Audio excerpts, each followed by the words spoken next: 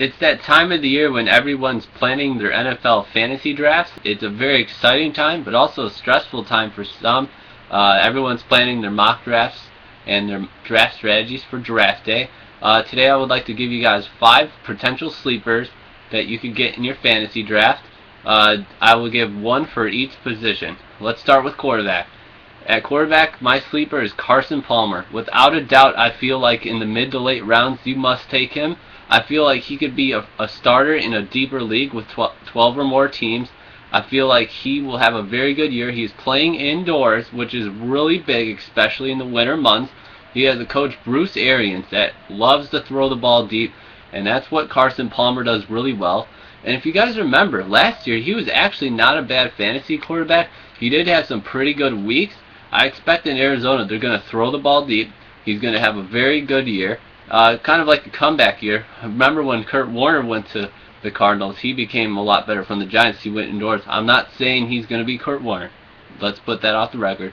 But I feel like at fantasy value, he could be a decent starter or a very, very, very good backup on your fantasy roster. Next, at running back, I'm going to go with Matt Forte. He's not a sleeper. You're not getting him in the mid-rounds. He'll be a first-round pick, but a lot of people have him ranked, on the fringe in the first round, later near about 10. I feel like he's actually a top 5 player this year just because of the new coaching regime in Chicago. Mark Trestman loves utilizing the running back, especially in the red zone. If you guys remember, in 2002, Mark Trestman was offensive coordinator for the Oakland Raiders. He had Charlie Garnett running back, and he had 1,000-yard rushing, 1,000-yard receiving season.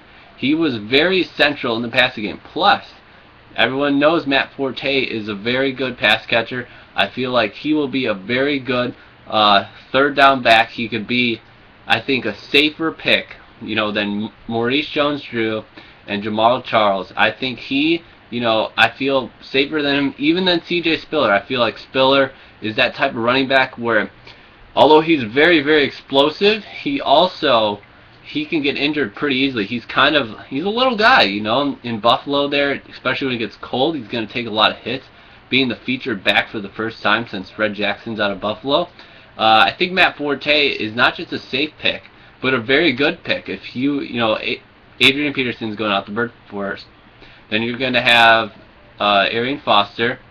After that, Matt Forte I would probably take him actually at 3. So I think that's your biggest sleeper running back in terms of value. I feel like he is one of the better running backs to take this year. He's not only safe, but a good pick, which is always nice to have.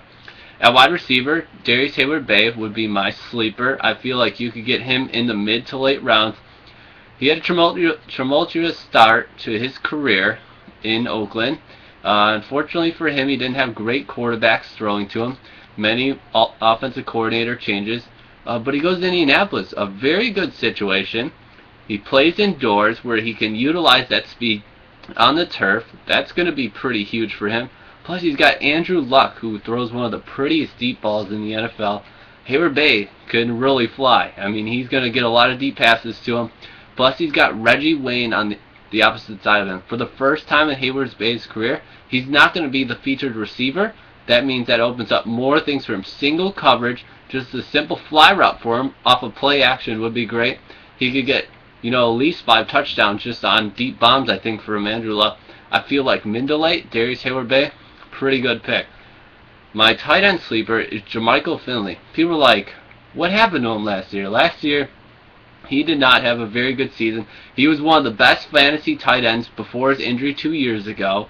He is explosive. I feel like, he was kind of recovering from his major injury last year. I feel like he was still getting back in the groove of things. I feel like he has a bounce back year.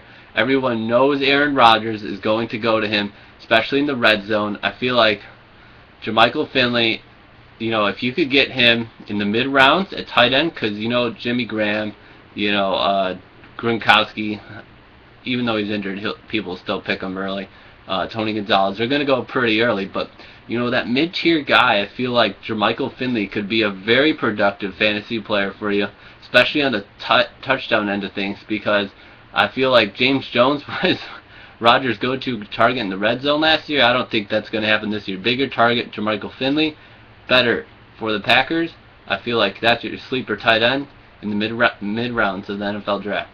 On defense, my sleeper is the Kansas City Chiefs. Now, they had an awful year last year in terms of points allowed, yet they had quite a few Pro Bowlers on that defense. A lot of talent, a lot of injuries though last year for them. I feel like a new coaching regime coming in for Kansas City is going to revitalize them. In the preseason, the Chiefs on defense have looked pretty good. If you remember, not last year, but the year before, the Chiefs were actually a pretty solid defense. I'm not saying the Chiefs are a top defense, because they are not. But in terms of fantasy value, if you can get them, as a 8th, 9th defense, 8th, 9th best defense, last round, I would take the Chiefs in a heartbeat, just because I don't think they're going to give a lot of points up. Also, you got to remember the style of play the Chiefs are going to play. With Alex Smith as their quarterback, he's not a guy going deep. So you got to figure their offense is going to be on the field a lot. So that means their defense isn't going to be giving up a lot of points. Low scoring games equals solid fantasy defense. Well, thank you guys for watching. I hope you guys check in on my next video, which is going to be the 5 biggest busts, I think, at each position in NFL fantasy this year. Anything goes, anything goes. You never know what we're gonna show on Anything Goes.